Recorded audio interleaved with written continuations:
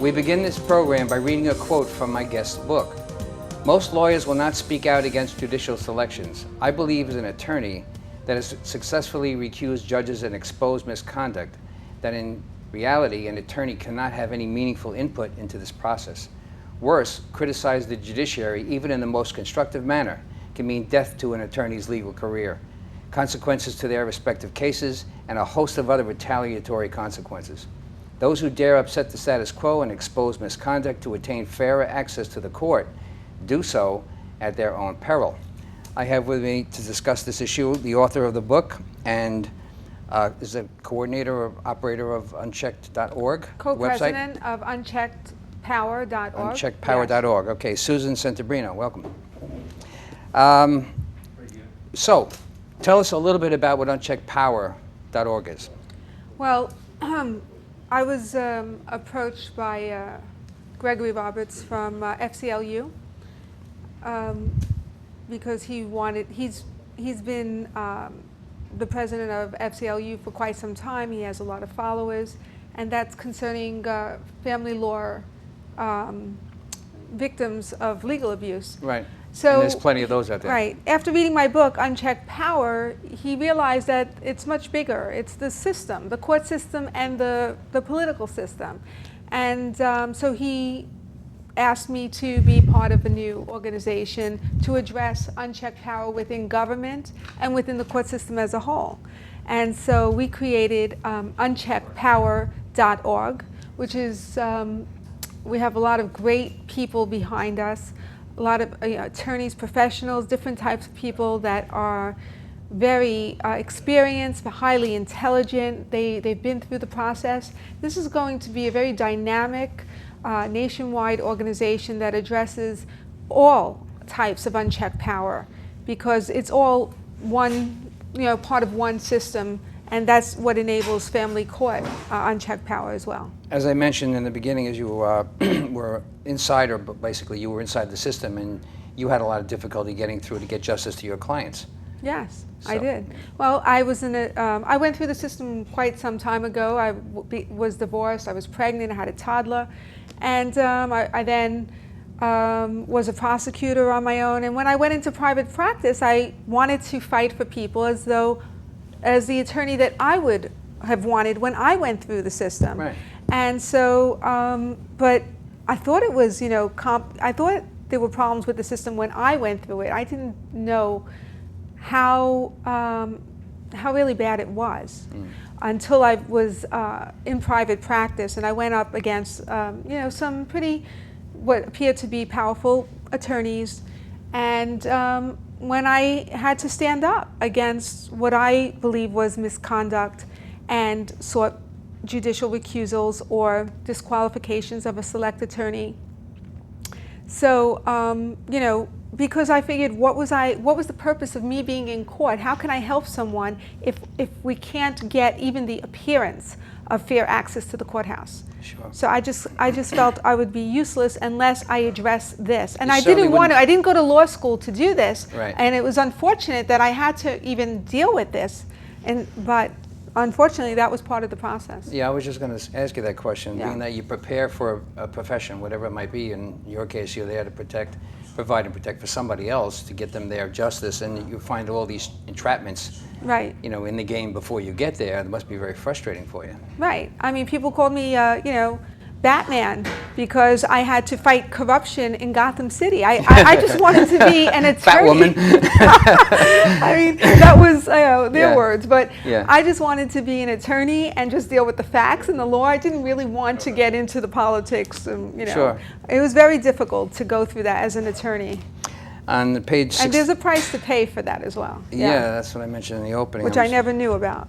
On page 67, you draw an excerpt from someone. A judge may demonstrate bias and prejudice through intellectually dishonest resuscitations of the facts, dishonest rulings by engaging in the abuse of discretion, or by failing to disclose material facts.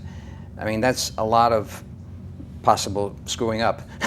Well, judicial misconduct is very serious to misstate the facts of a record, and there's plenty of scholars and people within esteemed professors that have recognized this is a serious problem, and so often judges are not. They don't face any consequences for that. I mean, if they take a case and they misstate the facts, Sure. and then how do you? The appellate division is not going to deal with that. How do you act upon a non-fact? Well, right. So when you misstate the facts, you're changing the person's entire case. And I don't believe any judge who does that is fit to serve as a judge. Yeah. Speaking for John Q. Public, that'll be me and everybody else who had to appear at one time or other in court. Knowing these things, how can they expect to get justice? I mean... Right. I mean, it's very sad because we all grew up believing... I made the career choice to be an attorney rather than be a dancer, or I did some childhood modeling or acting, and I made the career choice because I thought this was a great career where I could fight for justice, that it really existed, that it was a neutral playing field. And fast forward 20 years and I'm scratching my head and I'm saying, my God, why didn't anybody tell me what it was all about? And it's a shame, and the reason is because our whole court system is politicized. We don't have diversity in the judges that we have. They're basically people who are amenable to being selected by politicians, governors or mayors, or being chosen by party bosses and going through an election, but it's not really an election because people vote according to party lines. These are the closed-door operations you mentioned in the book, right? These things, selection committees are often behind. You never know what's really going on, who's up for So we election. don't have, diverse scholars from all walks of life that are sitting on the benches, and there's no meaningful accountability or oversight. So even if, there's nowhere to go to address the misconduct, to address abuse of power. So it's very disturbing, the state of our court system. Yeah. You say in one part of your book you used our judiciary is out of control. I mean, to us who are looking to use the system to help us get our justice, we don't want to hear that. Reading your book is going to give that impression in big time. Well, my book is not based on anything. I mean, my book is based on reports, journals, articles, objective reports, journals, articles, and even court reports, commissioned reports. And it's really undeniable that the system is broken and that we need to change it. And it's undeniable that choosing judges politically is disastrous. It's not working. It's got to change. And we really have to have faith in a system where that's apolitical and that it's, like Sandra Day O'Connor has said, the one safe place that we can all turn to for justice. Right.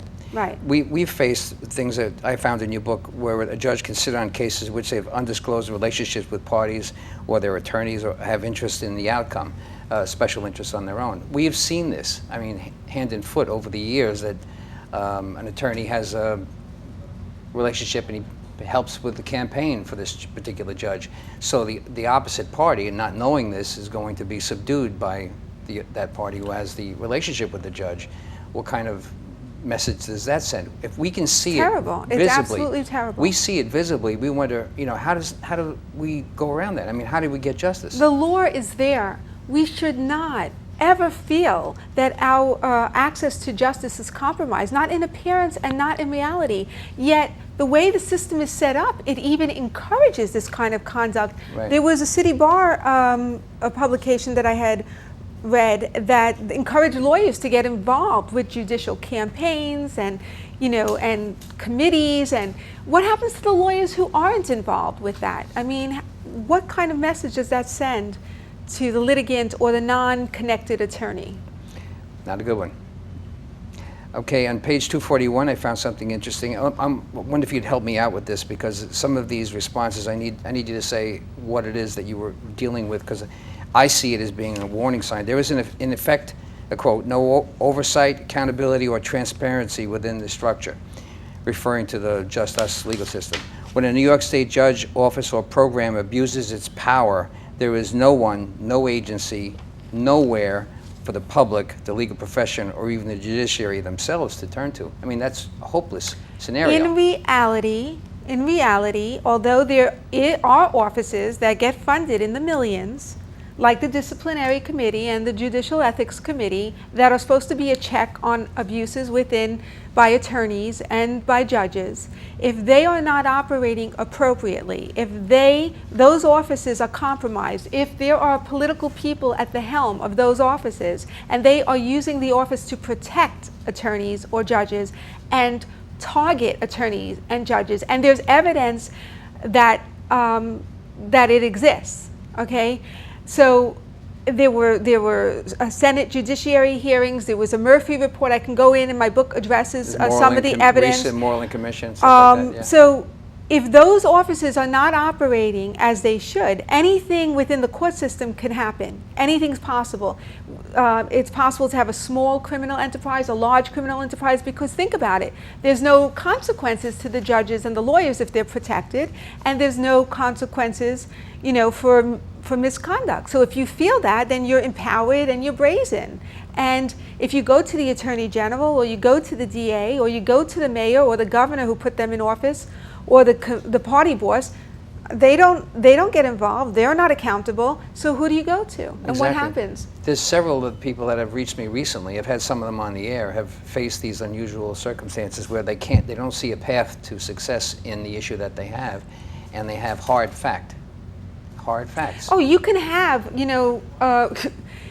you can have a guy laying on the floor, as an example, a funny one, I guess, with a knife in him, and if they don't say it's murder, they say it's heart attack. If that's what the order says, that's what it is. Well, so it's an attack on the heart. Right. I have evidence as well. But if nobody's looking at it and nobody's addressing it, nobody is calling it what it is, and nobody gives a stamp, then anything is possible. That's the whole point. If you don't call it what it is, a crime, then they get away with it and nothing could happen. So what do you do with a fact pattern that's pretty much safe and pretty much honest, that you have identified a process that's going to help you get the justice you want? Here it is. Here's the facts. Here's the path to get there.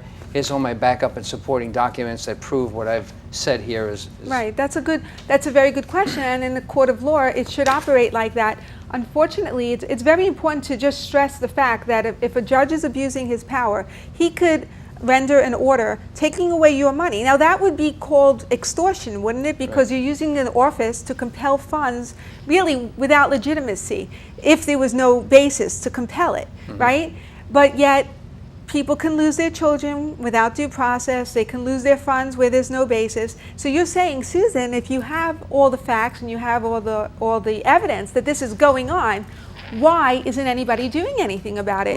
Right? And I'm telling you why. Because in effect, there's no meaningful oversight or accountability within our court system. There's just no, everything is under one umbrella. There's no, and it's because the judges are chosen by the political machine. The DA, the AG, the mayor, the governor, and the judges are basically within the same court system because they all need to get appointed and elected, and they all basically enable each other's careers. What about the appeal process? I mean, from what I can see, you're smiling already, from what I see from our records, that very small percentage, like 1 or 2 or 3%, actually get an appeal, go all the way through, and are successful with their appeal. It's a very low percentage. I forget what it is. Who are the appellate judges? Are they not? Do they not get elected and appointed? Do they not? Right. So they're also part of the same. So is there any meaningful oversight? You're already at a disadvantage, because how do you go and prove that? And if I've been involved with a case where it was transferred. That's important to us. A lot of people go through that. I'm sorry to interrupt you. Go ahead. It's okay. No. I have nothing else to say. You said it about the false record that established before you got to the appeal. Right. So what's your case about? The case is about the record when you get to the appellate division. And even if you get, something at the appellate level, in the best case scenario, what do you get? What was worth, if you survive the time, money, and energy to get to the appellate level, and what is the success? Some minor change, or something's remanded back to the judge that you felt was acting inappropriately? What are you getting? So if you're kept within the court system, you're really in trouble. Sure. That's why we need something outside the court system, because we need to change the structure. It's broken. It's not working. Let's talk about that a little bit more. So Yeah. an independent, you're talking like an independent counsel or like a civilian review or whatever you might call it, right? That would. Well, I'll tell you, my book is about recognizing what the problem is, and I also have solutions. But we need to enforce the rules that we have. We need to have an apolitical judiciary, or the disciplinary committee and the judicial ethics committee should be investigated. Would an apolitical committee by itself establish a confidence level without having, in my opinion, the John Q. public out there to be a part of a board to people who don't have an interest in the game? Well, we should be heard. We would be hiding the interest behind the scenes. The Judiciary Senate hearings that we had under under Sampson, right, should be resurrected. We should all be heard as to what's happening within the court administration. We should have, I believe that there should be a thorough investigation into the disciplinary committees and the judicial ethics committees, because if they operate appropriately, then it's going to hinder a lot of misconduct or any possible corruption that may be happening in the court system. If they don't operate, if they operate in a rogue manner or politicized manner, right, and they don't get investigated for that, then they could enable terrible misconduct, abuse of power, and even corruption and crimes to transpire in our court system. Do you understand how important those two offices are? Yeah. So we can start with those two offices, and we can have oversight over those two offices, and we can look at the complaints about attorneys. Were they protected? Was there a pattern? Which attorneys? We can look at, were attorneys targeted for standing up? We can look at judges. Were they transferred? How were they treated? Were they protected? Once you see and really investigate those two offices, everything else will start to fall into place. And I'm telling you, that's how pivotal those two offices are to either furthering... Repeat the names of the offices again. The Judicial Ethics Committee and the disciplinary committees. They are pivotal. What is the accountability? A Center for Accountability? Was it judicial accountability? No, that's an organization, I believe. Yeah. Okay. But there's the ethics committees. Now they say some people, professors, oh, we need more rules, or we need more uniformity.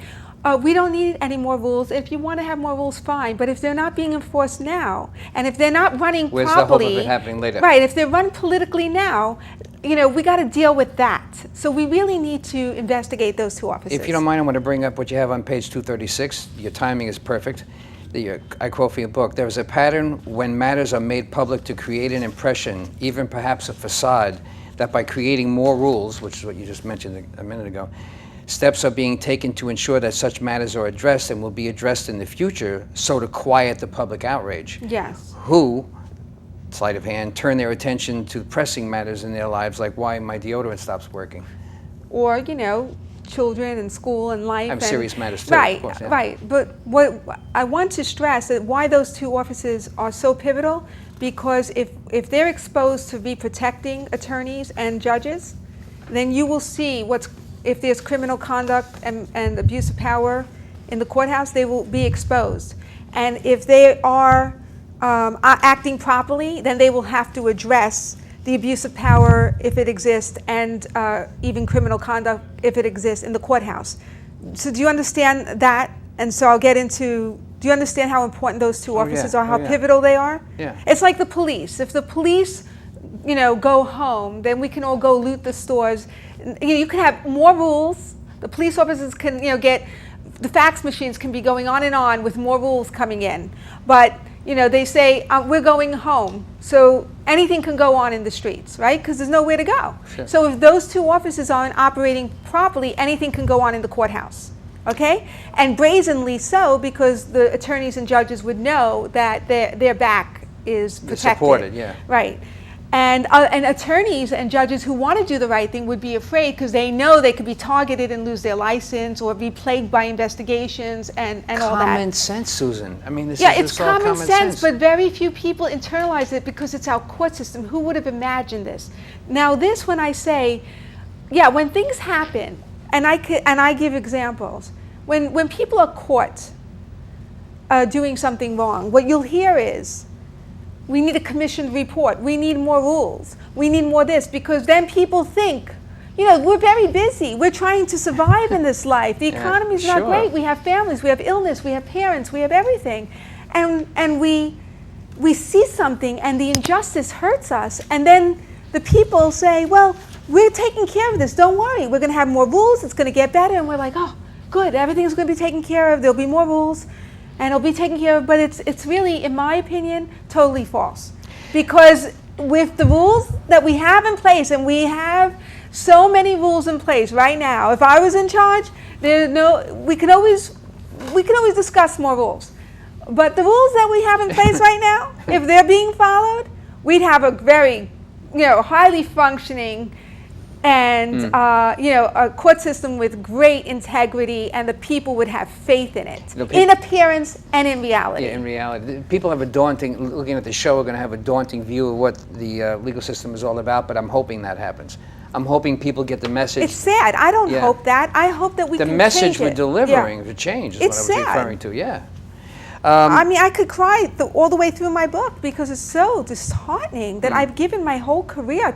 I came from a very modest family, a single-headed family. I put myself through school, through law school, and it's very disturbing that I would sacrifice so much for this and experience this. Well, my disappointing feature about all of the advocates, I'm doing this advocate in television now for almost 15 years.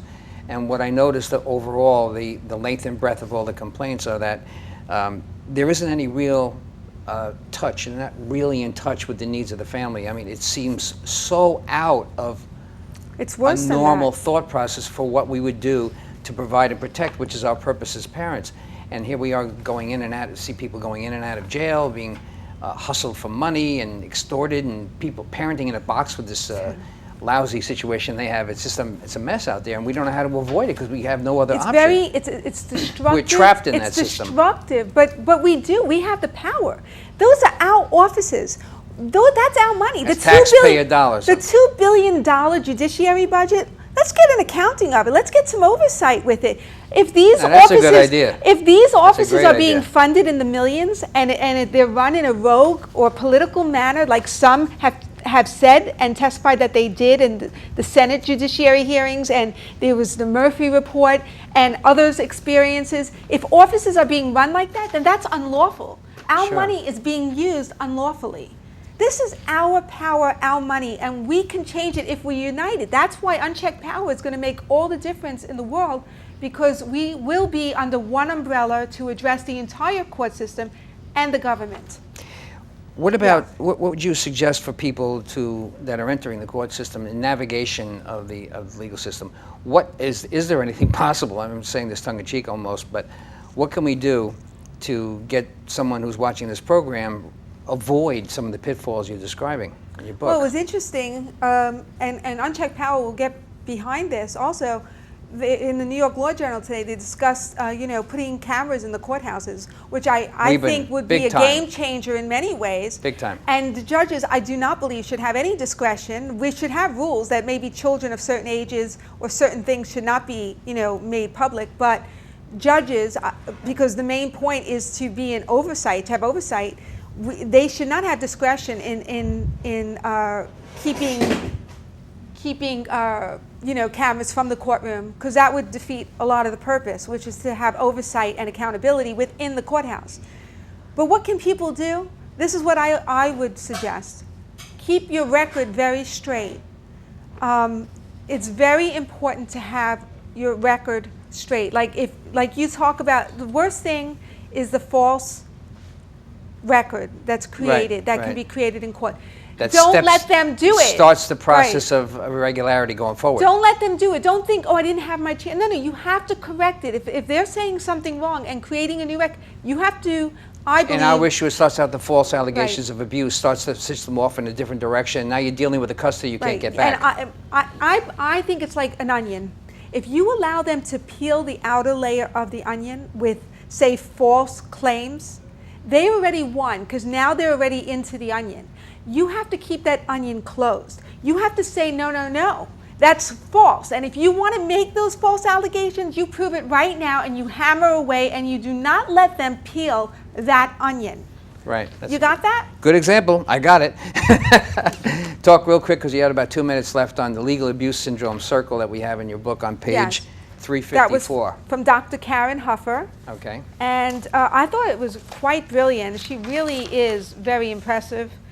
And that's her cycle, which she says, and it's all about a false record, where she says, you know, misinformation comes into the system, and then it never gets corrected, and then it becomes part of an official record. And so you walked in, an innocent person who loves your kids, and then all of a sudden you may need false supervision, or you may need to have all your funds removed, or you may be, you know, a parasite. I don't know what you know, anything could happen. You can be turned into a, you know, any type of character. So and then people are so disturbed, and they really go into a state, according to her, of post-traumatic stress disorder, because they walk into a court system. And, you know, as she puts it, you're walking with an apple, you know it's an apple, but they're insisting this is an orange, it's a banana, and you're like, no, I know. So you're trying to change somebody's reality. You're trying to create a fraudulent, false reality. And if it's enabled by a court and officially sanctioned like that, that is so disturbing. How do you have to one's stop psyche. it, nip it in the bud, as they say, right? Get it early. I believe you never let them get away with any false claims against you. Never. You know what's funny about this is legal abuse syndrome is the title on that page, and I did a program about 10 years ago called Legal Stress. Was a PS. Post-traumatic stress disorder? Yeah, it was legal stress disorder. Oh. Yeah. Right. Well, if you look at the symptoms, people ago. can't even open their mail. They can't see a mail truck, Absolutely. a FedEx truck. So important they're you're saying that. I know abused. so many people have had that happen. They can't go to the mailbox and pick up. If it looks legal, they're against it. They're scared about it. Everything out of you. This is your life, your children, the justice system. Everything you worked for is destroyed. And if you're the victim of a crime and you can't be vindicated and you can't go to someone to stop this, how can you live with this reality? And this is what people are feeling. And you know, you can, and it carries over. And if you think you can be a normal parent after you've been beat up like this and looking at these legal things in the mail, and it gets you upset and you get short-tempered, you get out of sort. You're being attacked and bombarded. You think and you're going to be normal from that moment on. Well, sure. you are normal. There's nothing wrong with you. No, maybe you can't act normal from that point. Yeah, you are acting normal. A normal person who's attacked has, you know, there's consequences to a normal. You would be abnormal not to react to being attacked. Susan, thank you very much. Unchecked Power Guide is a great book. Thank you. It's going to be showing up on the screen just a moment, and I hope everybody reads it because I think it's a very important one. And good luck with uncheckedpower.org. Thank you. Societal and political trends are rapidly breaking down the family that once was a cornerstone of our great American culture. At FIT, we know you cannot get this information on your own. Obviously, you can't get this information on your own. But we'll bring it to your TV, of course, every single week. My name is Chris DiMaggio. Thank you for watching FIT TV, and we'll see you again the next week.